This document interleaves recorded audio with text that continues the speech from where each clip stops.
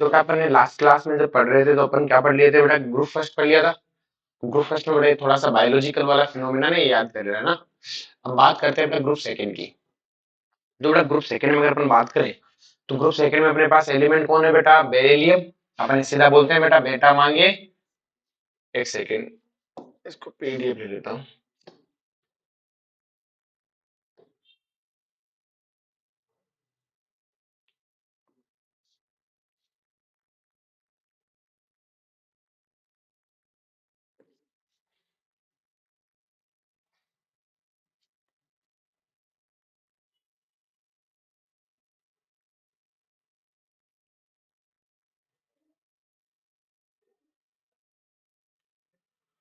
तो चल चल अपने पास कौन है बेटा ग्रुप सेकंड में, बेटा मांगे कार स्कूटर बाप राजी। तो इसमें कौन हो गया बेटा, बेरिलियम सबसे पहले, फिर magnesium, calcium, strontium, barium and radium.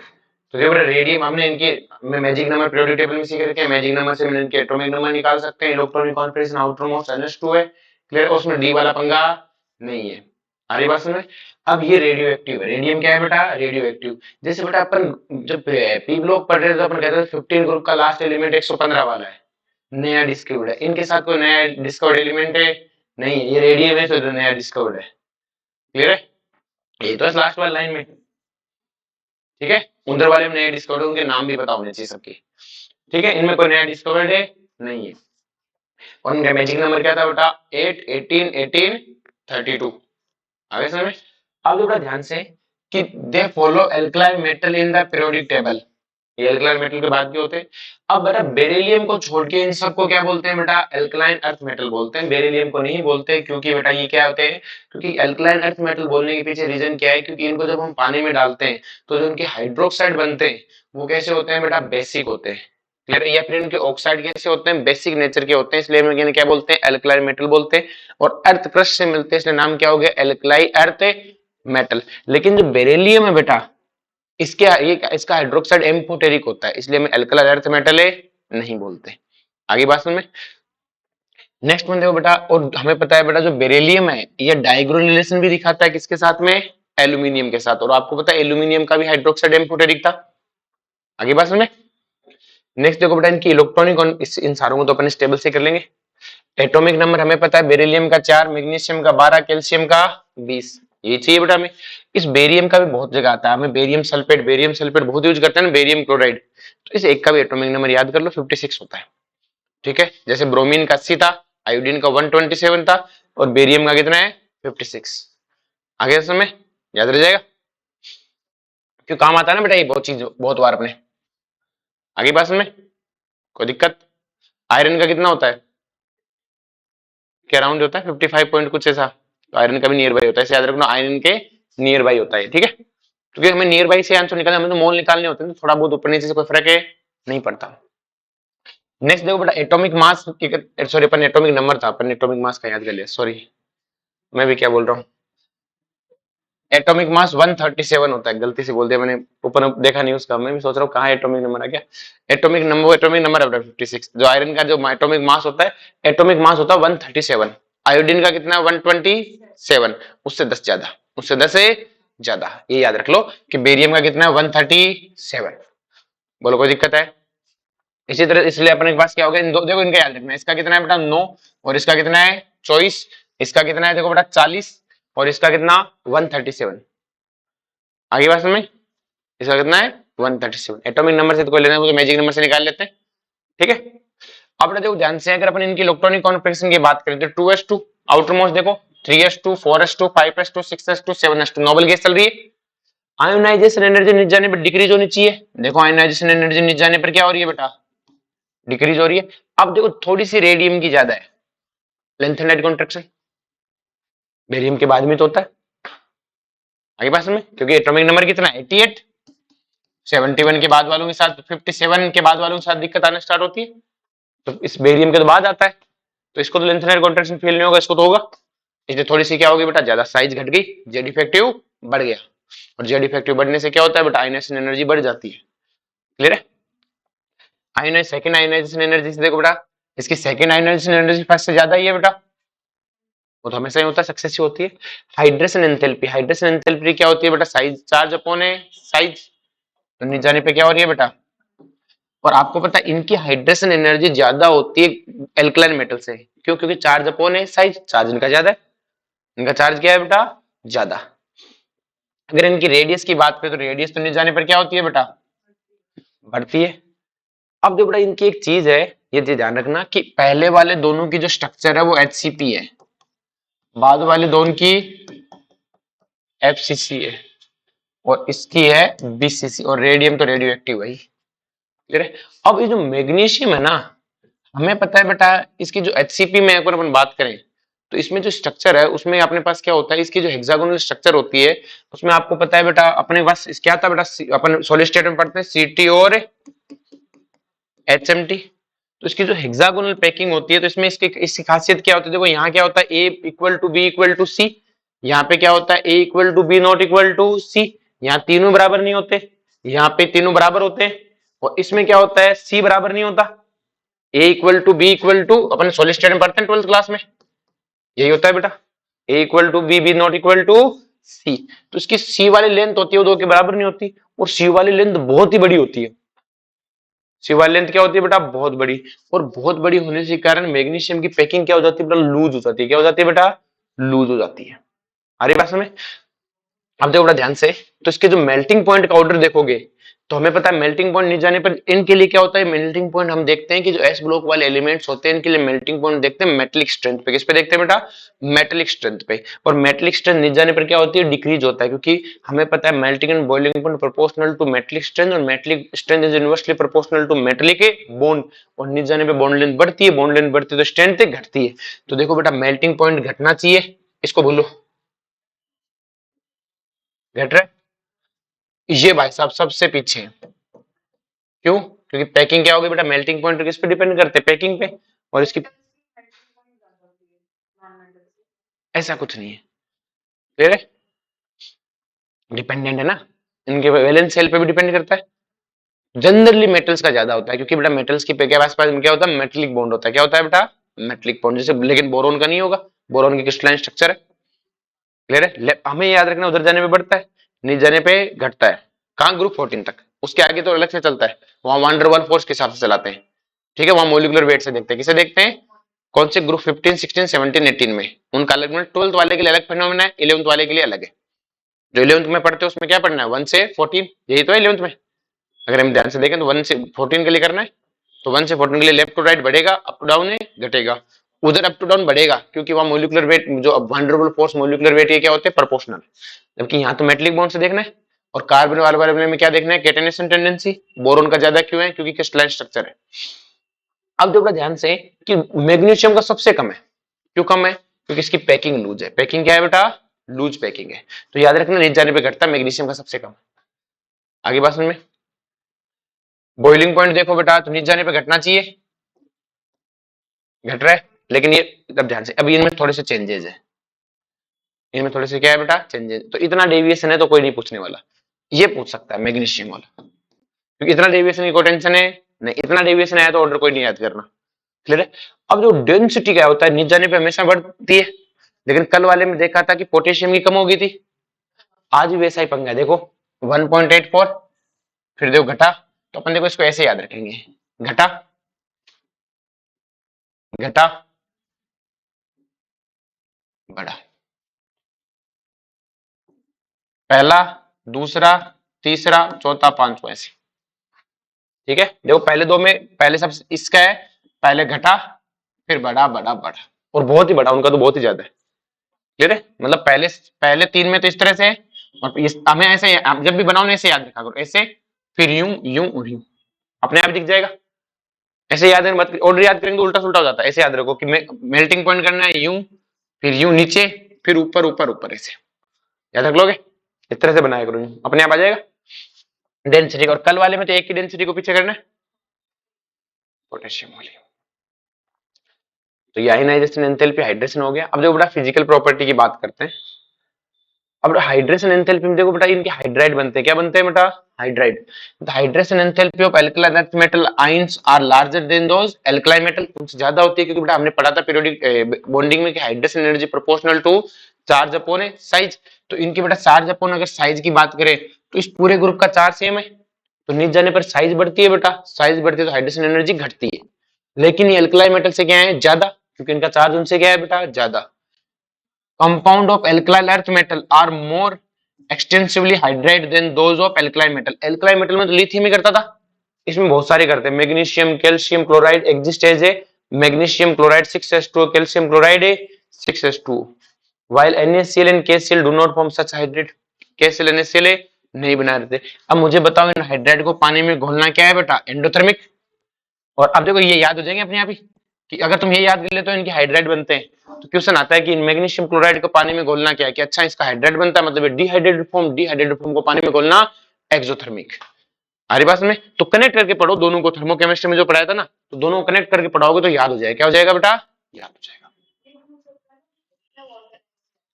ये पूछने के चांस कम ही है, लेकिन एक आधे का याद कर लो जो एनसीईआरटी में लिखा है ना। हाँ तो चेंज होता रहता है, तो हीटिंग पे तुम्हें तो बस ये बताना हाइड्रेटेड डिहाइड्रेटेड फॉर्म याद रखनी है, इसलिए सबकी याद नहीं कर पाएंगे अपन। बोरेक्स की याद रखो बस, तो बोरेक्स पढ़ाया था ना, बोरेक्स वाला याद रखो, वो काम के। उसमें पूछ लेते कितने OH अंदर है, उसकी रियल स्ट्रक्चर क्या है, ठीक है। The alkaline earth metal in generally are silvery white, वैसे ही होते हैं, lustrous and relatively soft but harder than alkaline metal. Alkaline metal से क्या होते हैं बेटा, हार्डर होते हैं।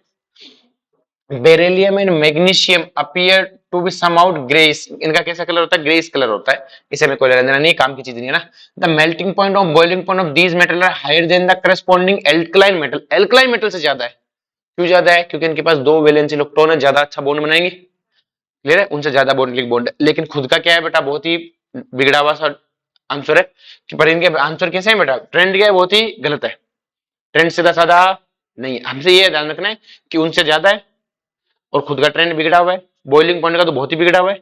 मेल्टिंग पॉइंट का ध्यान रखना है, किसका ध्यान रखना है, मेल्टिंग पॉइंट का। बॉइलिंग पॉइंट में ये पूछ सकता है सबसे ज्यादा बेरिलियम का है और सबसे कम किसका है, दो याद रखो। बॉइलिंग पॉइंट में सबसे ज्यादा और सबसे कम। अब जो next one, electropositive character. Electropositive character क्या होता है, इलेक्ट्रॉन रिलीज करने के नेचर। और वो कहता है कि बेरिलियम से बेरियम तक क्या होता है बेटा, इंक्रीज होता है, सही बात है। बेरिलियम टू बेरियम क्या होता है, इंक्रीज। नीचे जाने पे आयनेशन एनर्जी घटेगी, आयनेशन एनर्जी घटेगी तो इलेक्ट्रॉन रिलीज करने के नेचर है बढ़ेगा। नेक्स्ट वन है बेटा calcium, strontium and barium impact characteristic. ये कल मैंने कलर सिखाए थे बेटा, ये क्रिम्सन रेड जैसा होता है, क्या होता है बेटा, रेड जैसे। कल सिखाया था ना, कि क्या सिखाया था, हाँ वो जो कल पढ़ाया था, बोल, याद नहीं करके आई। हाँ लीजिए सर कैटरीना रणवीर के साथ बारात, बस याद हो जाएगा कलर, वही कलर है। क्रिम्सन भी रेड जैसा होता है, कैसा होता है।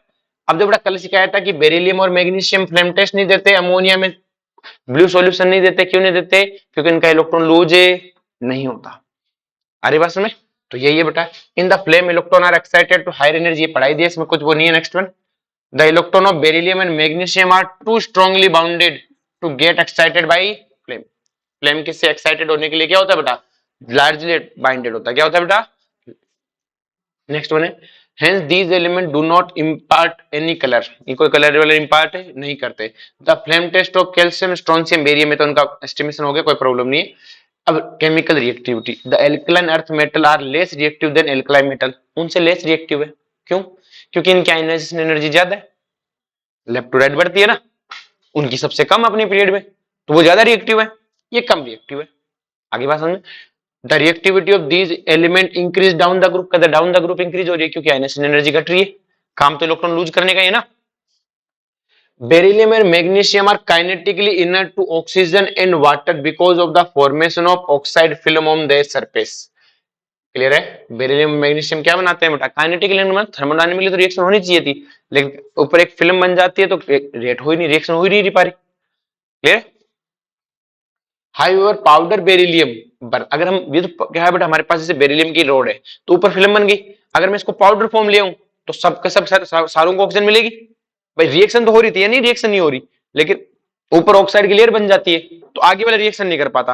पाउडर बना दूंगा तो सबको रिएक्शन का मौका मिलेगा। तो बट क्या कह रहा है बेटा, burn in powder beryllium burn brilliantly on a ignition of air give beryllium oxide and beryllium है nitride. Magnesium is more electropositive, magnesium कहता है मैं बेरिलियम से ज्यादा पॉजिटिव, जल्दी इलेक्ट्रॉन लूज करूंगा। और ये क्या करता है बेटा, बर्न डेजलिंग ब्रिलियंस, मतलब क्या होता है तेजी से एकदम ना आग निकलते हुए। क्लियर है। Air to give magnesium oxide और मैग्नीशियम है nitride. Calcium strontium barium are readily attacked by air to form the oxide and nitride. तो ये भी बनाते हैं बेटा। तो नाइट्राइड क्वेश्चन आए, देखो पिछले वाले में सिर्फ लिथियम बना रहा था, बाकी नहीं बनाते। क्लियर है। ये सब लिथियम, ये सब के सब ऑक्साइड बनाते हैं, सारे सारे नाइट्राइड बनाते हैं। जबकि पिछले लिथियम ऑक्साइड बना रहा था, लिथियम नाइट्राइड, बाकी सोडियम पेरोक्साइड, बाकी सब सुपर ऑक्साइड। आरी बात में सुपर ऑक्साइड क्यों बनाते हैं, क्योंकि सुपर बड़े एलिमेंट को बड़ा एलिमेंट ही वो रख सकता है, स्टेबल कर सकता है। आगे बात में reactivity towards halogen, reactivity towards से हैलोजन, हैलोजन के साथ बड़े रिएक्ट करके क्या बनाते हैं, MX2 टाइप हैलाइड बनाते हैं। Thermal decomposition of NH4BF2 ammonium barium tetrafluoride, इसको क्या करते हैं बेटा, हीट करते हैं और हमें क्या मिल जाता है BF2। तो क्वेश्चन पूछ लेता है ये किससे बना, अच्छा क्वेश्चन पूछते हैं यहाँ से। और बेरियम क्लोराइड बनाना होता है तो ये कैसे बनाते हैं, बेरियम ऑक्साइड में कार्बन और क्लोरीन के प्रेजेंस में, इसमें CO गैस बनती है। कौन सी गैस बनती है, CO। आगे बात में कोई दिक्कत। नेक्स्ट में रिएक्टिविटी टुवार्ड्स हाइड्रोजन, हाइड्रोजन के साथ रिएक्शन करके, हाइड्रोजन देखो पिछली बार H- हाइड्राइड बना रहा था, सारे आयनिक थे, यहाँ पर भी यही है। All the element except beryllium combine with hydrogen upon heating to form their hydride MH2, beryllium को छोड़ के सब बनाते हैं। BH2 however can be prepared by the reaction of barium chloride with a lithium aluminium hydride. आगे समझ क्या बनता है, BH2 क्या बनता है। और बेरिलियम क्लोराइड खुद कैसे बनाता, बेरियम ऑक्साइड में कार्बन डाल के क्लोरीन डालने पर। बेरियम फ्लोराइड कैसा बनता, अमोनियम टेट्रा फ्लोराइड ब्रोमियम से, बेरिलियम से।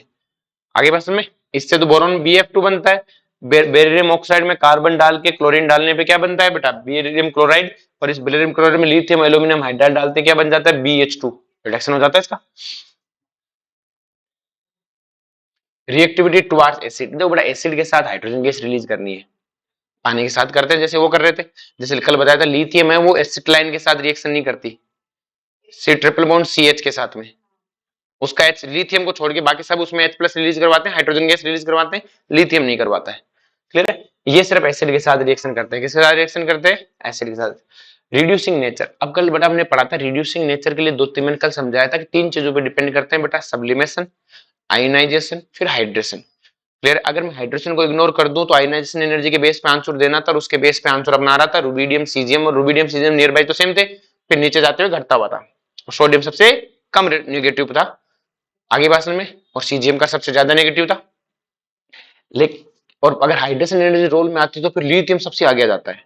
और समझाया था भी वो रिएक्टिव भी कम होता है। रिएक्टिव क्या होता है, कम, केमिकली देखोगे तो वो कम रिएक्टिव है, लेकिन ऑल ओवर देखोगे तो आंसर लिथियम का ज्यादा है। कोई पूछे रिएक्टिव फास्ट है, नहीं फास्ट नहीं है, टाइम लेगा लेकिन ज्यादा अमाउंट देगा। तो यहाँ पे हाइड्रेशन एनर्जी का कोई रोल नहीं है, सिर्फ किससे देखेंगे बेटा, आयनाइजेशन एनर्जी के बेस पे तीनों का रोल होता है।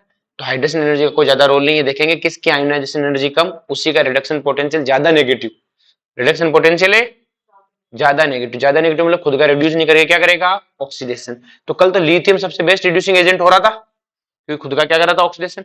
आज अगर मैं देखूं तो देखो इनका स्टैंडर्ड पोटेंशियल 12th में बेटा आपने ना 12th वाले पोर्शन में पूरा पूरा 1.97 2.36 2.84 2.89 9.92 ये हो गया। तो नीचे इसको तो रेडियो एक्टिव, इसको तो भूल जाए, -2 मतलब इसका सबसे ज्यादा नेगेटिव है। और रिडक्शन पोटेंशियल सबसे ज्यादा नेगेटिव मतलब ये अपने आप का ऑक्सीडेशन करेगा, और ये अपना अगर ऑक्सीडेशन करेगा तो बेस्ट रिड्यूसिंग एजेंट हो जाएगा इधर से। और कल वाले के हिसाब से कौन था, लिथियम था। क्लियर है। लिथियम, उसके बाद में रुबिडियम सीजियम थे। तो याद याद करो थोड़ा, इलेक्ट्रोकेमिस्ट्री वाली सीरीज याद हो जाएगी, मोस्ट ऑफ तो यही थे, मोस्ट ऑफ तो यही है ना। इनकी सीरीज सेट है अपने में, और उनकी सीरीज सेट है, और दोनों को साथ में लिख के एक बार एक सीरीज और सेट कर दो तो इलेक्ट्रोकेमिकल सीरीज याद हो जाएगी ना, काम आ जाएगी दोनों की साथ में एक साथ।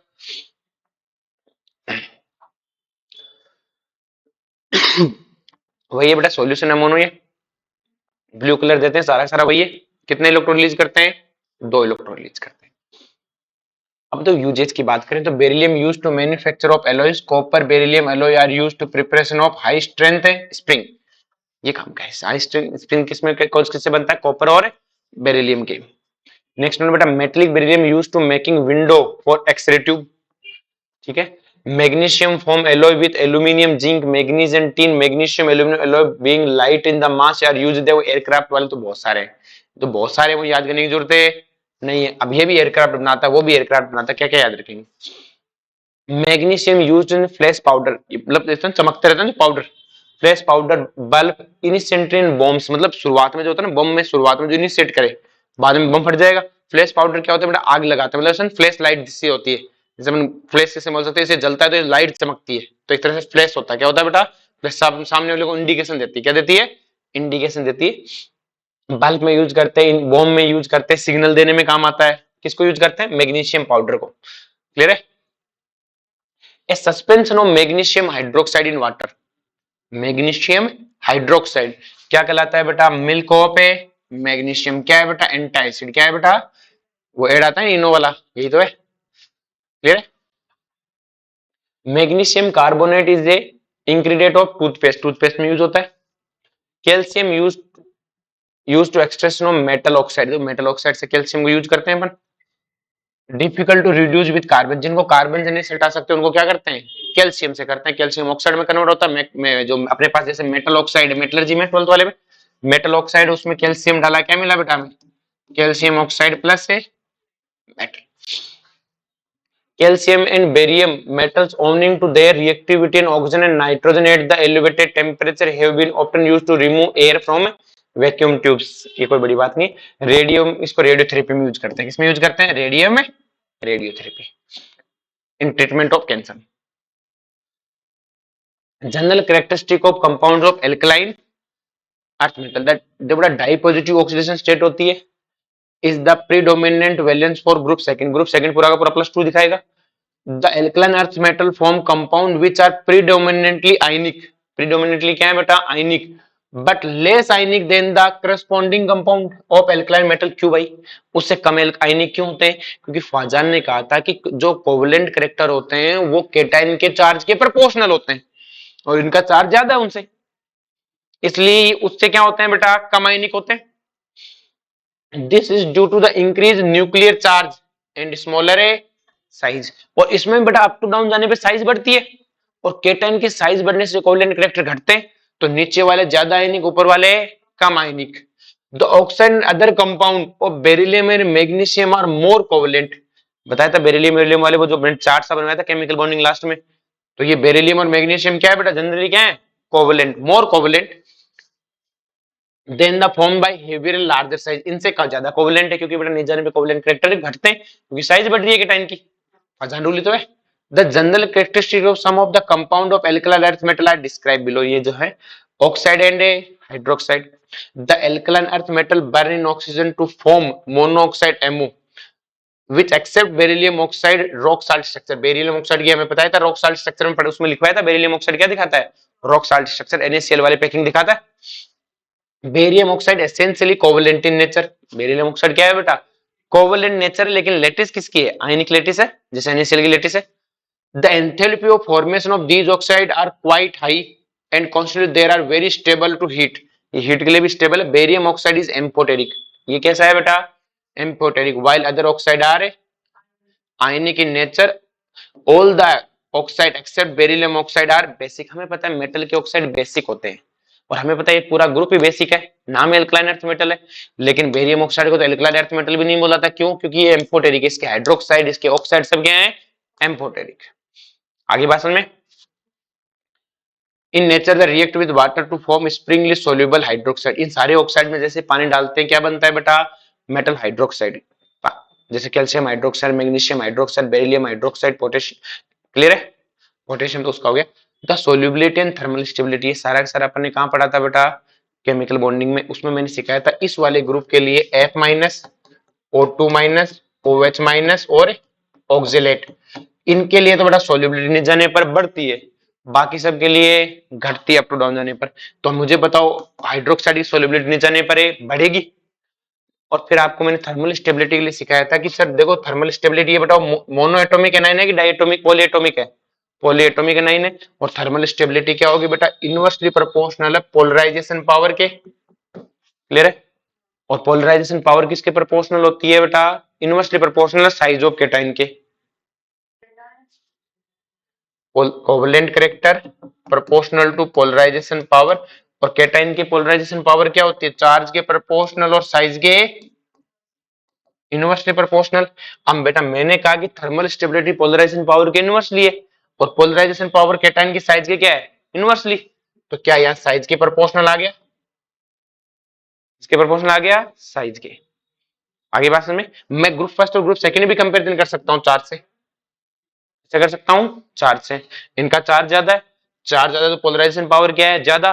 पोलराइजेशन पावर ज्यादा है तो थर्मल स्टेबिलिटी क्या है, कम। तो इसके पॉलीएटॉमिक जो पॉलीएटॉमिक एनाइन है उनकी स्टेबिलिटी ग्रुप फर्स्ट से क्या है बेटा, कम है। लेकिन मोनो एटॉमिक की ज्यादा है, क्योंकि वहां तो लेटिस एनर्जी है। मोनो एटॉमिक में थर्मल स्टेबिलिटी क्या पढ़ाई थी बेटा, thermal stability proportional to lattice energy. Chemical bonding का टॉपिक है सारा सारा। और लेटिस एनर्जी क्या है, चार्ज के प्रोपोर्शनल, इनका चार्ज ज्यादा है मोनो एटॉमिक केस में, जैसे बेरियम ऑक्साइड हुआ। आगे बात समझ में, उसमें बोला भी था बेरियम ऑक्साइड थर्मली क्या है, बहुत स्टेबल है। आगे बात समझ में। अब मुझे बताओ कि साइज के अगर प्रोपोर्शनल है तो नीचे जाने वाले मतलब बेरियम हाइड्रोक्साइड ज्यादा स्टेबल है कि बेरिलियम हाइड्रोक्साइड ज्यादा स्टेबल है, बेरियम हाइड्रोक्साइड ज्यादा स्टेबल है। हो गया याद, मतलब पूरा पूरा वही है chemical kinetics. The alkaline earth metal hydroxide however less basic देने लेस स्टेबल ऑफ एल्कली, वही कहानी बता रहे। बेरिलियम हाइड्रोक्साइड एम्फोटेरिक है, वो बताए रखा अपन ने पहले से। अब इनकी बेसिक मीडियम में और एसिडिक मीडियम में रिएक्शन है, क्लियर है। हेलाइड्स, अगर अपन हेलाइड्स की बात करें तो ये बड़ा केमिकल बॉन्डिंग में तुम्हें पहले पढ़ा दिया था, लेकिन ध्यान रहे इस बॉन्ड को, ये दो बॉन्ड माने जाएंगे ना, इसको अपन एक बॉन्ड नहीं बोलेंगे, कितने बॉन्ड मानेंगे, दो। जबकि B2S6 में क्या माना जाता है, एक ही बॉन्ड, क्या माना जाता है, एक ही बॉन्ड। अपन इसे याद करने के लिए बोल देते हैं इसको 3 सेंटर है 4 इलेक्ट्रॉन बॉन्ड, लेकिन 3 सेंटर 4 इलेक्ट्रॉन बॉन्ड है नहीं है, दो बॉन्ड हुए ना तो अलग अलग ही हुए, आपस में कोई एक्सचेंज थोड़ी हो रहा है। जबकि B2S6 में तो वो बॉन्ड इलेक्ट्रॉन आपस में एक्सचेंज करते हैं, कभी यहाँ कभी यहाँ कभी यहाँ कभी यहाँ, यहाँ तो ऐसा ही नहीं ना, ये दो बॉन्ड है, कोवेलेंट है कि कोऑर्डिनेट। आगे समझ। और किस फॉर्म में होता है बेटा, सॉलिड फॉर्म में बनाता है, क्योंकि इसी में पॉलीमर बनता है सॉलिड में, BeCl2, ये से AlCl3 निकलता है। In the vapour phase BeCl2 tend to form में क्लोरोब्रिज डाइमर, वेपर फेज में क्या बनाता है बेटा, ये dimer, which dissociate into linear monomer at high temperature, order मतलब 1200 केल्विन पे तो मोनोमर के रूप में एग्जिस्ट करता है। The tendency to form halide hydride gradually decrease, देखो इनके हेलाइड्स हैं वो नीचे जाने पर ग्रेजुअली क्या होता है, डिक्रीज होता है, क्या करने की बेटा, हाइड्रेशन की। तो ऊपर वाले का हाइड्रेशन ज्यादा, नीचे वाले का कम, बस ये याद रखना, नीचे से नीचे जाने पर ग्रेजुअली क्या है, डिक्रीज। तो इसका मतलब ये कहता है कि अगर मुझसे ये कहे कि बेरियम डिहाइड्रेटेड फॉर्म में भी रह सकता है, मैं कहूंगा हाँ रह सकता है, क्लियर है, ऊपर वाला ज्यादा नीचे वाला कम। तो ये सब हाइड्रेटेड फॉर्म में, पहली बात तो रहता है सब हाइड्रेटेड है, नीचे वाला कम, नीचे वाला कम। जबकि कल वाले में क्या पड़ा, सिर्फ लिथियम में करता है काम, कल वाले में कौन करा था, लिथियम हाइड्रेटेड फॉर्म में, NaCl KCl तो हाइड्रेटेड फॉर्म में रहते ही नहीं है। बस ये सारी कहानी है। आगे बात समझ में। Salt of oxide the alkaline earth metal form, अब देखो साल्ट है बेटा, कार्बोनेट है, वही सब कार्बोनेट बनाते हैं, नीचे जाने पर स्टेबिलिटी क्या होती है बेटा, बढ़ती है। तो ऊपर वाले की स्टेबिलिटी कम, क्योंकि थर्मल स्टेबिलिटी प्रोपोर्शनल टू, लिखा था ना कहां गया, पॉलीएटॉमिक है बेटा, कार्बोनेट है ना, कैसा है बेटा, पॉलीएटॉमिक एनाइन है। और polyatomic anion thermal stability inversely proportional to polarization power, और प्रोपोर्शनल हो गया अपने आप ही साइज के, क्योंकि पोलराइजेशन पावर क्या है बेटा, चार्ज अपॉन ए साइज। तो इसका मतलब क्या, नीचे वाला स्टेबल ऊपर वाला अनस्टेबल। तो beryllium carbonate is unstable, can be kept only in the atmosphere of CO2, क्यों, क्योंकि इक्विलिब्रियम बना रहे हैं, क्या बना रहे हैं, इक्विलिब्रियम, क्योंकि बेरिलियम कार्बोनेट टूटेगा तो इसी में barium oxide, sorry beryllium plus CO2, अगर CO2 का एटमॉस्फेयर रहा तो जितना ही अमाउंट ये रहेगा इक्विलिब्रियम पीछे रहेगा, अपने आप टूटेगा नहीं, इसलिए CO2 के एटमॉस्फेयर में रखते हैं, किसमें रखते हैं, लिथियम कार्बोनेट को भी CO2 के एटमॉस्फेयर में रखते हैं। आगे असल में नाइट्रेट, नाइट्रेट में भी वही कहानी है, लेकिन जैसे कल वाले में नाइट्रेट में लिथियम टूटा था, लिथियम तो लिथियम ऑक्साइड में गया था, और सोडियम किस में गया था, सोडियम नाइट्राइट्स में गया था, NO2 में। ये सारे के सारे टूटते हैं बेटा इस तरह से ऑक्साइड, तो नाइट्राइट में नहीं जा रहा बेटा, सोडियम से NaNO2 बना था, NaNO3 को हीट करने पे क्या बना था, और बाकी तो स्टेबल थे, ठीक है। नाइट्राइड में लिथियम का क्या बनता है, लिथियम ऑक्साइड, लिथियम नाइट्राइड को हीट करने पे क्या मिलता है, लिथियम है ऑक्साइड, और सोडियम वाले में NaNO2। इसमें सारों का क्या बनता है, ऑक्साइड बनता है, सारों का क्या बनता है, मतलब लिथियम जैसा, ऐसे याद रखेंगे। इसके नाइट्राइड लिथियम के नाइट्राइड जैसे हीट करने पर ऑक्साइड, हीट करने पर तो क्वेश्चन आता है कौन से नाइट्राइड है जो हीट करने पर ऑक्साइड बनाते हैं, लिथियम का और ग्रुप सेकंड के सारे। सबसे कम स्टेबल कौन है, ये वाला। आगे समझे। ये दो क्वेश्चन है बेटा ना, इन दोनों क्वेश्चन को पढ़ लेना याद, इनके स्टेटमेंट टाइम में क्वेश्चन है ना, तो ये स्टेटमेंट में पूछ सकता है। ठीक है, दोनों अच्छे क्वेश्चन है। Beryllium is the first member of group second metal, so the abnormal property. देखो बेटा सेकंड ग्रुप वाले सारे दिखाते हैं, इनकी बनती तो है नहीं। क्यों नहीं बनती बेटा, क्योंकि देखो बेटा इनका अपने ग्रुप के साथ नहीं बन के दूसरे ग्रुप के साथ बनती है। जैसे कल लिथियम की मैग्नीशियम से बन रही थी, तो बेरिलियम की एल्यूमिनियम से बनती है। किससे बनती है, क्यों बनती है साहब, beryllium has exceptionally small atomic size और आयनिक size, does not compare well with other metals. ये बाकी मेटल के साथ इसकी बनती नहीं कि मैं तो बहुत साइड में बहुत छोटा हूं। दूसरा, इसकी हाई आयोनाइजेशन एनर्जी है, और हाई आयोनाइजेशन स्मॉल साइज होने के कारण इसके कंपाउंड क्या है बेटा, कोवलेंट है। क्या है बेटा, कोवलेंट, जबकि उनके क्या है, आयनिक। Beryllium does not exit coordination number more than 4, ये 4 से ज्यादा कोऑर्डिनेशन नंबर नहीं बढ़ा सकता। जबकि नीचे वालों के पास डी ऑर्बिटल है तो वो क्या करेंगे, 4 से ज्यादा बढ़ा लेंगे। सब में यही तो पंगे हैं, ग्रुप सेकंड वालों सबके एक ही तो शिकायत है, हम साइज में छोटे हैं, हमारी आयनाइजेशन एनर्जी ज्यादा है, हमारे पास डी ऑर्बिटल नहीं है। इसी का रोना रोक के वो क्या करते हैं बेटा, नोटंकी दिखाते हैं। The oxide and hydroxide are beryllium unlikely hydroxide of other element of group are amphoteric in nature। ये कहता है बेरे तो सारे एम्फोटेरिक है, हाइड्रोक्साइड ऑक्साइड बाकियों के नहीं है। क्लियर है, तो ये हो गया डिफरेंस। अब ये क्या करता है, एल्यूमिनियम जैसा दिखने की कोशिश करता है। क्या करने की कोशिश करता है, क्योंकि उसके साथ उसका चार्ज अपॉन रेडियस क्या है बेटा, near by same. Near by क्या है, same. Like aluminium beryllium is not readily attacked by acid, generally acid पे अटैक नहीं करता क्योंकि प्रोटेक्टिंग फिल्म बना लेते हैं। एल्यूमिनियम करता है LCl3 से HCl से रिएक्शन, डाइल्यूट HCl से रिएक्शन करता है। किससे रिएक्शन करता है, डाइल्यूट HCl से, और एल्यूमिनियम हाइड्रोक्साइड वाला बना लेता है, H2 वाला कॉम्प्लेक्स। और बेसिक मीडियम में क्या बना लेता है, OH वाला कॉम्प्लेक्स। बेरिलियम हाइड्रोक्साइड, बेरिलियम में hydroxide dissolve in excess of alkaline and give beryllate and BOH4 का क्या बनाता है बेटा, एल्यूमिनियम भी ऐसा ही बना रहा था ना, NaOH डालने पर L2O3 में, एल्यूमिनियम हाइड्रोक्साइड में डालने P ब्लॉक में था, रिएक्शन थी जो ऑक्साइड में, जो ऑक्साइड पर आया था ऑक्सीजन फैमिली में जो ऑक्साइड था उसमें एल्यूमिनियम ऑक्साइड की रिएक्शन है सेम इस तरह से, एल्यूमिनेट बन रहा है वहां पे। तो अब जब पढ़ो तो दोनों को कंपेयर कर यहां लिख लो कि पी ब्लॉक 12th वाले पी ब्लॉक ऑक्सीजन फैमिली में इसकी रिएक्शन है। ठीक है, दोनों को कंपेयर करो याद हो जाएगा। दो chloride of both beryllium and aluminium have Cl- bridging, bridge बनाते हैं L-Cl3 L2Cl6 है, कोऑर्डिनेट कंपाउंड बनता है वो, सेम इसमें भी है। फिर कहता है कि इसके जो क्लोराइड है वो ऑर्गेनिक सॉल्वेंट में घुलते हैं क्योंकि कोवलेंट है। ऑफकोर्स ऑर्गेनिक सॉल्वेंट में घुलेंगे, L-Cl3 भी क्या है, कोवलेंट है। Beryllium aluminium ion have strong tendency to form complex BF4 2- और इसमें बनता है AlF6 3-। ये बात समझे। अब बढ़ेंगे ये जो काम की चीजें, क्विक लाइन। अभी इसको याद होना चाहिए बेटा, कैल्शियम ऑक्साइड को क्या बोलते हैं, क्विक लाइन। हमें याद रखना है क्विक लाइन, हमारे पास फ्लक्स था बेटा, कैल्शियम कार्बोनेट फ्लक्स था, उसमें कैल्शियम ऑक्साइड बनता है जो कि आयरन के मेटलर्जी में SiO2 को हटाने के काम में आता है। तो मेटलर्जी वाले चैप्टर में था अपने 12th में। तो क्विक लाइन क्या है बेटा, कैल्शियम में ऑक्साइड। तो क्या होगा, it is prepared on the commercial scale by the heating of a limestone in rotatory kilns. ये हमें कोई याद नहीं, जरूरत नहीं है ना, ये तो याद इतनी बार पढ़ लिया। The carbon dioxide is remove as soon as the produce to enable the reaction proceed to completion, क्योंकि बेटा जितना CO2 उठाएंगे इक्विलिब्रियम उतना ही आगे जाएगा। क्वेश्चन आ सकता है ना। Calcium oxide is white amorphous solid, इसे में क्या लेना देना है, एक्सपोजर एटमॉस्फेयर जो मॉइस्चर एंड कार्बन मोनोऑक्साइड, ये काम की चीज है। तो कैल्शियम ऑक्साइड क्या करता है बेटा, एब्जॉर्ब करता है, जो पानी को एब्जॉर्ब करके कैल्शियम हाइड्रोक्साइड बनाता है, और CO2 को एब्जॉर्ब करके कैल्शियम है कार्बोनेट, और इसे हम क्या बोलते हैं बेटा,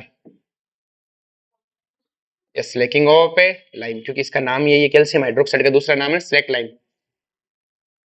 ठीक है, the process is called Slaking of lime. Slaking of lime कुछ नहीं, कैल्शियम ऑक्साइड का पानी से रिएक्शन करके कैल्शियम हाइड्रोक्साइड बनाना, इसी को बोलते हैं लंप ऑफ ए लाइम। आगे बात समझ में, क्विक लाइम से क्या बनता है, quick lime lump of A lime with soda give soda lime, soda के साथ रिएक्शन करके क्या बनाता है बेटा, soda lime. Being a basic oxide is combined with acidic oxide. देखो बेटा इस ये वाला तो हमें पता ही है बेटा, रिएक्शन ये हमारा फ्लक्स सिलेक्ट था SiO2 से रिएक्शन करके, सेम कहानी यहाँ पर है, सेम कहानी कहाँ पर है, यहाँ पे P4O10 है, ये वाली रिएक्शन याद रखना बेटा, ठीक है। एसिडिक ऑक्साइड है, क्योंकि नॉन मेटल के ऑक्साइड कैसे होते हैं, एसिडिक, और ये क्या है, बेसिक फ्लक्स। अभी इसको ये याद करने की जरूरत नहीं, कोई काम की चीज नहीं इसमें ना। सिलेक्टर ऑफ लाइन किसको बोलते हैं, कैल्शियम हाइड्रोक्साइड को। क्या करना होता है, calcium hydroxide is prepared by adding of quick line में क्या डालना है, पानी डालना है, और क्या बन जाएगा आपके पास, कैल्शियम है हाइड्रोक्साइड। अब देखो बड़ा ध्यान से, it is white amorphous powder, calcium hydroxide कैसा है, व्हाइट एमोर्फस है, पाउडर है। It is sparingly soluble in water, पानी में स्प्रिंगली सोल्यूबल है, ज्यादा घुलता नहीं है। The aqueous solution is known as lime water. अब देखो लाइम वाटर किसे बोलते हैं, इसके एक्वस सॉल्यूशन को लाइम वाटर बोलते हैं। And the suspension of slaked lime, अगर हम इसको क्या बोलते हैं बेटा, इसका सस्पेंशन, मतलब ज्यादा बोले तो सस्पेंशन होने लगेगा। सस्पेंशन ऑफ स्पेन lime is what is known as milk of lime. Suspension मतलब और ज्यादा घोलेंगे बेटा, तो उससे क्या बोलते हैं बेटा, milk of A lime. Milk of magnesia अलग है, मैग्नीशियम हाइड्रोक्साइड है, और ये क्या है बेटा, मिल्क ऑफ ए लाइम। दोनों में कंफ्यूजन हो जाता है बेटा, ये चीजें काम की है ना। When carbon oxide dioxide is pass through the lime water, lime water में से अगर हम CO2 पास आउट करें तो it turn milky due to the formation of calcium carbonate. तो हमें कैल्शियम कार्बोनेट के फॉर्मेशन निकालनी है, क्या हो जाता है बेटा, मिल्की हो जाता है बेटा दूध, मतलब जो जो अपना पानी हो कैसा हो जाता है, मिल्की कलर का हो जाता है। लेकिन passing of excess of carbon dioxide क्या हो जाता है, कैल्शियम हाइड्रोक्साइड प्रेसिपिटेट हो जाता है। तो देखो मैं इसको ध्यान से एक साथ में समझाऊं। देखो ये कैल्शियम ऑक्साइड था बेटा, हमने इसमें पानी डाला, क्या बन गया, कैल्शियम हाइड्रोक्साइड। क्या बन गया, क्या बोलते हैं इसको, क्या बोलते हैं, लाइम वाटर। इसको क्या बोलते हैं बेटा, लाइम वाटर। फिर हमने क्या किया बेटा, इसमें अगर मैं और घोलूं इसे, तो इसकी जो टर्बिडिटी बनेगी उसका नाम क्या हो गया बेटा, मिल्क ऑफ लाइम। इसका सस्पेंशन सॉल्यूशन क्या हो गया, मिल्क ऑफ ए लाइम। आगे समझ में? इस कैल्शियम हाइड्रोक्साइड में से अगर मैं CO2 पास आउट करूंगा तो कैल्शियम कार्बोनेट बनता है, और कैल्शियम कार्बोनेट के कारण दूध जो पानी वो कैसे हो जाता है, व्हाइट कलर का हो जाता है, मिल्क कलर का। कैसे हो जाता है, मिल्क कलर का। आगे समझ में? CO2 पास करने पे कैल्शियम कार्बोनेट है। अगर मैंने और CO2 पास आउट की तो कैल्शियम हाइड्रोक्स बाइकार्बोनेट बनता है, या कैल्शियम हाइड्रोजन कार्बोनेट बनता है, और ये प्रेसिपिटेट हो जाता है। ये प्रेसिपिटेट हो जाते हैं, वापस क्या हो जाता है बेटा, कलर गायब हो जाता है। तो क्वेश्चन आता है कैल्शियम हाइड्रोक्साइड में excess of CO2 pass out करने पे उसका जो कलर है, पहले मिल्क कलर होता है, फिर वो व्हाइट वापस से क्या हो जाता है बेटा, कलरलेस हो जाता है। क्यों, तो मिल्क कलर तो इसके कारण होता है, और कलरलेस इसके बनने के कारण ये क्या हो जाता है बेटा, प्रेसिपिटेट। तो सॉल्यूशन में बचता ही नहीं, याद रह जाएगा ये, इसे लिख लेना बेटा इसे, ठीक है भाई। इसमें पानी डालने पे ये बना, ये तो क्या है, लाइम वाटर, और ये क्या है बेटा, मिल्क ऑफ ए मैग्नीशियम, जिसका सस्पेंशन बना। CO2 पास करने पे कैल्शियम कार्बोनेट बनता है, जिसके कारण कलर कैसा आता है, मिल्क कलर आता है। और CO2 पास करने पे कैल्शियम बाइकार्बोनेट प्रेसिपिटेट हो जाता है, और उसके कारण वापस सॉल्यूशन क्या हो जाता है, कलरलेस। तो ये बेटा हमारा एक तरह से CO2 पास का पता करने का तरीका है कि भाई कहीं से CO2 रिलीज हो रही है, कैसे पता करोगे। तो कैल्शियम हाइड्रोक्साइड सॉल्यूशन में CO2 को भेजो, तो मिल्क कलर आ रहा है, इसका मतलब CO2 गैस आ रही है। क्या आ रही है, CO2। आपको याद है बेटा कि जो अपन ने पढ़ा था ऑर्गेनिक में, ये क्या है बेटा, कार्बोक्सिलिक एसिड है। कार्बोक्सिलिक एसिड में अपन ने क्या डाला था बेटा, सोडियम बाइकार्बोनेट डाला था। हमने कहा था CO2 गैस निकलती है। क्या पता CO2 गैस निकली है, हम क्या करते हैं, टेस्ट ट्यूब लेते हैं बेटा।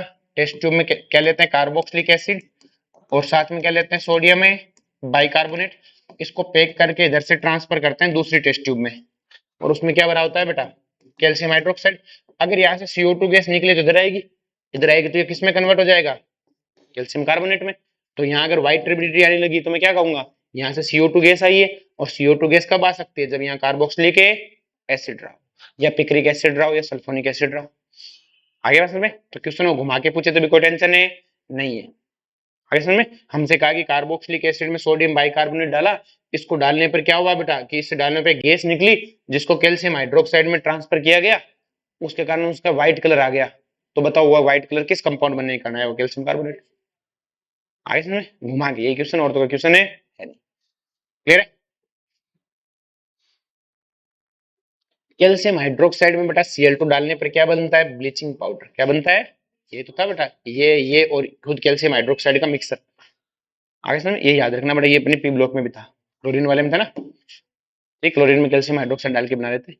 It use the preparation of mortar and building material. Building mortar मतलब गारा होता है ना, और बिल्डिंग मटेरियल बनाने का काम आता है। It is use to white wash due to its disinfectant nature, हम इसको क्लीनिंग करने में काम करते हैं, क्लियर है। It use to glass making, tanning industry जानते ही होगा लेदर टाइप में, तो इसमें कैल्शियम हाइड्रोक्साइड यूज करते हैं, क्या यूज करते हैं, कैल्शियम हाइड्रोक्साइड टैनिंग करने के लिए। उसमें सरफेस वाली में था, उसमें क्वेश्चन आता है आजकल हम टैनिंग के लिए कैसे यूज करते हैं कैल्शियम हाइड्रोक्साइड। कैल्शियम कार्बोनेट, ठीक है। Calcium carbonate occur in nature in सर्वल form like limestone, Chowk, marble. It can be prepared by passing carbon dioxide through slaked lime. Calcium hydroxide को स्लेक्ट लाइम बोलते हैं। इसमें हम क्या डालते हैं, देखो स्लेक्ट लाइम तो क्या है, सुक्का को बोलते हैं, पानी में घोलते हैं क्या बोलते हैं बेटा, लाइम वाटर। और मिल्क ऑफ है, लाइम ज्यादा घुलने पर क्या है, मिल्क ऑफ है लाइम। तो कैल्शियम कार्बोनेट मिलता है। कैल्शियम अगर क्लोराइड है उसमें भी अगर हमें Na2CO3 से रिएक्शन कराएंगे तो भी क्या है, कैल्शियम है कार्बोनेट, आयन एक्सचेंज रिएक्शन तो है। Excess of carbon dioxide should be avoided since the lead the formation of water soluble calcium hydroxide. भाई इसमें कह रहा है कि एक्सेस ऑफ CO2 नहीं जानी चाहिए, क्योंकि हमें पता है एक्सेस ऑफ CO2 से क्या बन जाता है, कैल्शियम कार्बोनेट, बाइकार्बोनेट, और प्रेसिपिटेट हो जाता है। ये तो रिएक्शन पड़ गया है ऊपर, क्लियर है। और इसका सबसे बेस्ट तरीका है कैल्शियम कार्बोनेट को हीट करने पे क्या देता है बेटा, कैल्शियम है, ऑक्साइड और है CO2 gas. It can react with dilute acid and liberate carbon dioxide. देखो HCl से रिएक्शन कराई तो CO3 है बेटा, तो देखो यह आयन एक्सचेंज रिएक्शन है, calcium chloride plus carbonic acid ही तो बनेगा। और कार्बोनिक एसिड अपने आप टूट के क्या देता है, H2 और CO2। सेम कहानी यहाँ पे देखो, कैल्शियम क्लोराइड के H2SO4 से रिएक्शन कराई, वापिस से क्या बना बेटा, कैल्शियम सल्फेट और कार्बोनिक एसिड, क्योंकि बेटा CO3 2- यही तो है। अगर H2SO4 डालोगे तो एसिड से OH आ जाएगा, और कार्बोनिक एसिड तो टूट के क्या देता है, H2O और CO2। तो ये रिएक्शन अपने आप याद है, ठीक है। It use to building material में बनाने में काम आता है। It form to marbles in the manufacture of quick lime, ये क्विक लाइम के बनाने का काम आता है। कैल्शियम ऑक्साइड बनाने का काम आता है ना, हीट करो कैल्शियम ऑक्साइड बनेगा। Calcium carbonate along with magnesium carbonate used as a flex of extraction of metals such as iron। Iron के लिए बेटा, आयरन के लिए फ्लेक्स यूज तो है, कैल्शियम कार्बोनेट यूज कर सकते हो या मैग्नीशियम कार्बोनेट यूज कर सकते हो, क्योंकि दोनों से क्या आएगा बेटा, मेरे पास तो ऑक्साइड आना चाहिए। तो कैल्शियम कार्बोनेट भी यूज कर सकते हैं और मैग्नीशियम है कार्बोनेट, क्वेश्चन में ध्यान रखना, सिर्फ कैल्शियम कार्बोनेट हमने वहां कैल्शियम कार्बोनेट पढ़ा था, मैग्नीशियम कार्बोनेट भी यूज कर सकते हो। Specially, precipitation of calcium carbonate is extensively used in the manufacture of high quality paper। high quality paper में कोई मतलब नहीं। It also used in the antacid, mild abrasive toothpaste में होता है, constructive chewing gum में यूज होता है, and filler cosmetic, filler in cosmetic. तो इनसे में कोई काम नहीं है, काम की चीज ये है, जो सबसे काम की चीज ये है। आयरन की मेटलर्जी में कौन कौन सा फ्लक्स के रूप में यूज किया जा सकता है, तो सबको याद है, कैल्शियम कार्बोनेट, मैग्नीशियम कार्बोनेट भी, ठीक है। नेक्स्ट में calcium sulphate, plaster of Paris.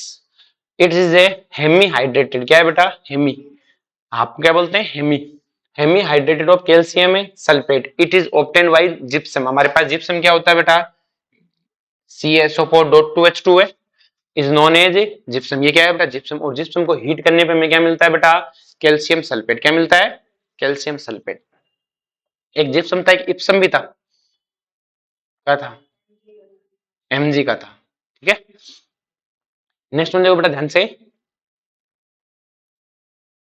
No water of crystalline is left under the anhydrous calcium sulphate. अगर मान लो इसको और हीट किया गया 393 से ऊपर, तो सिर्फ क्या बचता है बेटा, कैल्शियम सल्फेट फॉर्म्ड, और इसको बोलते हैं डेड बर्न्स प्लास्टर। ये किसी काम का नहीं होता। कि कैसे, कि जैसे हमारे पास CuSO4 2H2 है, अगर हीट किया तो क्या बन गया, CuSO4 है, हाफ H2O, पानी डालो ये बन जाता है वापस से। लेकिन अगर आपने हीट करके इसको सिर्फ CuSO4 बना दिया, इसको पानी डालने से कोई फर्क नहीं पड़ता। क्लियर, ये क्या है बेटा, डेड ब्रंट प्लास्टर, ये खत्म हो जाता है। एक बार पूरा H2 निकल गया फिर कुछ नहीं बचता। तो ये कौन है बेटा, आपका प्लास्टर ऑफ पेरिस, ये कौन है, जिप्सम, और ये कौन है, dead burnt plaster. It has been remarkable property of settling with the water. ये पानी के साथ क्या हो जाता है बेटा, सेटलिंग कर लेता है। ऑन मिक्सिंग विद एडिक्वेंट क्वांटिटी, मतलब नॉर्मल क्वांटिटी में वाटर, इसको फॉर्म करने में वापस क्या बनता है, प्लास्टिक मास। ये क्या हो जाता है, एकदम एकदम वैसा हो जाता है, सॉफ्ट हो जाता है। फिर ये जब सॉलिड हो जाता है तो अपनी हड्डी पे एकदम, फिर बाद में क्या होता है बेटा, glass into hard into solid in 15 से, तुम्हें देखना है एक तरह से मास जैसा होता है, इसको चिपका देते हैं, हाथ टूट जाता है, फिर 10-15 मिनट में एकदम सॉलिड हो जाता है। कैसा हो जाता है, सॉलिड वापिस से, ठीक है। यूज किया बेटा, large use in plaster of Paris, किस में यूज होता है बेटा, बिल्डिंग मटेरियल्स में हो जाता है, किसी का हाथ वाथ टूट जाता है तो उसमें यूज होता है, बाकी कोई काम की चीज नहीं है। क्लियर है। सीमेंट, क्लियर है। सीमेंट इस साइंटिस्ट ने बनाई थी, हमें क्या मतलब है, उसने बनाई थी। क्लियर है। अब उसने जो बनाई थी बेटा उसको क्या बोलते हैं, पोर्टलैंड इंग्लैंड। क्लियर। उस दिन जो सीमेंट का जो कंपोनेंट बनाया था शुरुआत में, natural limestone quarried in the isle of Portland England, वो सीमेंट का नाम था। हमें क्या मतलब है, अब बीच बीच में ना आएगा इसलिए बोल दिया कि वो बार बार बोले पोर्टलैंड इंग्लैंड, पोर्टलैंड इंग्लैंड, तो पता होना चाहिए सीमेंट का टाइप है क्या है बेटा। तो cement is produce obtain by the combining material rich in lime, rich in a lime, तो calcium oxide with other material such as clay which contain silica. Clay क्यों मिलाते हैं बेटा उसमें, सिलिका, SiO2 है, क्या है बेटा, SiO2, along with the oxide of aluminium, iron and magnesium. तो देखो कैल्शियम ऑक्साइड, मिट्टी मिलाए तो सिलिका, फिर किसका चाहिए बेटा हमें, एल्यूमिनियम, आयरन, मैग्नीशियम। तो देखो मैग्नीशियम एल्यूमिनियम तो पास पास वाले दोनों, और एक आयरन, एक और लेना है आयरन, तो aluminium magnesium iron, aluminium magnesium iron के oxide.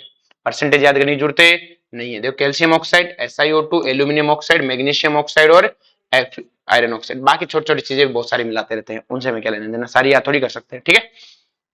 In good quantity cement, the ratio of SiO2 and aluminum Al2O3 should be between 2.5 to 4। अच्छी सीमेंट कौन सी है बेटा, जिसमें एल्यूमिनियम ऑक्साइड और सिलिकॉन ऑक्साइड क्या होता है, 2 से 4 के बीच में रेशियो रखें। ठीक है। अब इतना सब कुछ याद करने की जरूरत नहीं है ना। The raw material of manufacture of cement are limestone and clay. When clay and lime are strongly heated together, they are fused and react to form the cement clinker। ठीक है, इस क्लिंकर और लिंकर को याद करने की जरूरत नहीं है। यहाँ जो सबसे इंपॉर्टेंट चीज है वो ये है कि बेटा हम इसमें अंदर क्या करते हैं, when the mixed with water the settling of cement, the purpose of adding of gypsum, ये है कि सीमेंट बनाते समय जिप्सम क्यों डालते हैं। क्लियर है। कैल्शियम सल्फेट CaSO4, ये क्यों डालते हो, इसका क्या काम है। क्लियर है। जो अपना सीमेंट क्या होती है, सीमेंट अपन जब यूज बनाते हैं, तुमने देखा होगा सीमेंट एकदम ऐसी होती है, सॉफ्ट सॉफ्ट सी होती है, बनती है तब एकदम। उसको क्या करते हैं, जैसे सीमेंट को अपन ने कहीं पे से लगा दिया, ये सीमेंट के पार्टिकल है, और सीमेंट तुम्हें पता है गीली गीली लगाई जाती है हमेशा, एक्वस मतलब एक तरह से एक्वस टाइप में होती है इस तरह से। अब सीमेंट में क्या होता है, सीमेंट के जो पार्टिकल होते हैं ना बेटा, ये पानी पानी होता है लिक्विड फॉर्म, तो ये आगे पीछे चलते हैं और चल के सेटल होते हैं, क्या करते हैं, सेटल, और पैकिंग करते हैं, क्लोज पैकिंग, क्या करते हैं, क्लोज पैकिंग। और क्लोज पैकिंग करते करते एकदम मजबूत, एक बार सूख गया तो बहुत मजबूत बना लेते हैं। तो आपने देखा होगा सीमेंट बनने के बाद उसमें पानी जरूर डालते हैं, जैसे आज सीमेंट कर दी, आज सुबह किया तो शाम को पानी डालते हैं, क्यों, क्योंकि वो सीमेंट को सूखने नहीं देते। सूखने क्यों नहीं देते, ताकि सीमेंट के पार्टिकल है वो क्या करते हैं बेटा, मीडियम एक्वस होगा तभी तो ट्रेवल करेंगे, तो इसके पार्टिकल क्या करते हैं बेटा, एक दूसरे पे ट्रेवल करते हैं, और ट्रेवल करके क्या करते हैं, जैसे मान लो जैसे ये अपने पास पार्टिकल था इस तरह से, यूं है, एक छोटा पार्टिकल है तो वो ट्रेवल करता करता इनके बीच में आ जाता है। अगर मान लो अपने चिपकाई और पानी नहीं डाला तो ये पार्टिकल यूं आए, छोटा पार्टिकल इधर रह गया यूं, इस तरह से सूख गई, तो बीच में क्या रह गया बेटा, स्पेस रह गया, तो पैकिंग मजबूती से नहीं हुई। लेकिन अपन इसमें पानी डालते हैं, खूब सारा पानी होता है, जब लगा देते हो गिली गिली सी होती है वो, और खूब सारा पानी, जैसे आपने सीमेंट की सड़क और बनते देखी होगी ना, तो उसमें देखो कितनी गिली होती है, उस पर अगर आप चलते हो तो पैर भी अंदर फंस जाता है। रीजन क्या होता है कि उसमें पानी को मॉइस्चर रखने से फायदा क्या होता है, मीडियम होता है, मीडियम होता है, छोटे छोटे पार्टिकल चल चल के बीच में आ जाते हैं, कहां जाते हैं बेटा, बीच में, धीमे धीमे धीमे धीमे सेटल होते रहते हैं। क्लियर है। और सेटल होते रहते हैं तो उससे क्या होता है बेटा, पैकिंग मजबूत होती है, पैकिंग क्या होती है, मजबूत। अब इसलिए सीमेंट को बार बार पानी से ट्राई करते रहते हैं, तुमने पानी फेंकते रहते हैं सीमेंट का, जब बनाते हैं कोई चीज बार बार पानी डालते हैं। अब आप एनी टाइम तो पानी डाल नहीं रहे हो। क्लियर है। तो भाई अब सीमेंट को तो चाहिए एनी टाइम पानी, जब तक वो पूरी तरह सेटल नहीं हो जाए, वरना अच्छे से पैकिंग नहीं होगी। तो हम उसमें जिप्सम डाल देते हैं। जिप्सम में क्या होता है बेटा, जिप्सम की खासियत क्या होती है, CuSO4 डॉट 2H2O रखता ही अपने पास में। तो आपने ये जो सीमेंट है उसको पानी की जरूरत पड़ी तो जिप्सम पानी सप्लाई कर देगा, और सप्लाई कर देगा तो छोटे छोटे पार्टिकल उस पानी को लेके क्या करते रहेंगे, सेटल होते रहेंगे, ट्रेवल करते रहेंगे। अब ये 2-3 घंटे बाद आप आते हो, पानी डालते हो फिर से, तो फिर से पानी डालते हो तो जिप्सम फिर से पानी अब्जॉर्ब कर लेता है, और फिर से जब जरूरत होती है धीमे धीमे वापस क्या क्या करता है, सप्लाई करता रहता है। भाई तुमने घर के ऊपर टंकी बना रखी है, तो तुम क्या करते हो, टंकी में पानी भर लेते हो, फिर यूज करते रहते हो, फिर भर लेते हो, एनी टाइम मोटर थोड़ी चलाते हो, तो तुम्हें एनी टाइम सीमेंट में पानी डालने की जरूरत है नहीं है। ये क्या करता है, जिप्सम उसको पानी प्रोवाइड करता रहता है, ताकि सीमेंट अच्छे से सेटल हो, अच्छे से सेटल होगा तो अच्छे से क्या करेगी, पैक करेगी। इसलिए हम इसको यूज करते हैं। तो क्वेश्चन आता है जिप्सम का यूज क्या है, ये क्या करता है, स्लो सेटलिंग कर देता है, सीमेंट को एकदम अचानक से हार्ड नहीं होने देता। क्यों, क्योंकि उसको पानी की सप्लाई करता रहता है। क्या करता रहता है, तो वो हार्ड नहीं होगी तो अपने आप को क्या करेगी बेटा, धीमे धीमे उसके पार्टिकल चलते रहेंगे, चलते रहेंगे, चलते रहेंगे, तो अच्छे से पैक होंगे। अगर मान लो पानी की सप्लाई नहीं हुई तो जहां है वहीं सूख जाएंगी, और एक बार सूख गई तो फिर क्या होगा बेटा, अच्छे से पैकिंग नहीं होगी। इसलिए सीमेंट में जिप्सम मिलाते हैं। बस इतना सा काम था। ये थोड़ा सा बायोलॉजिकल यूज है इसका, ये पढ़ना है। आगे जो दो इसके जो अंदर के दो क्वेश्चन जो भी मैंने बताए थे वो दोनों क्वेश्चन पढ़ने, उनका स्टेटमेंट पढ़ना, कैसे समझ में नहीं है वो भी पूछना, ठीक है। नेक्स्ट अपन पढ़ेंगे हाइड्रोजन, ठीक है।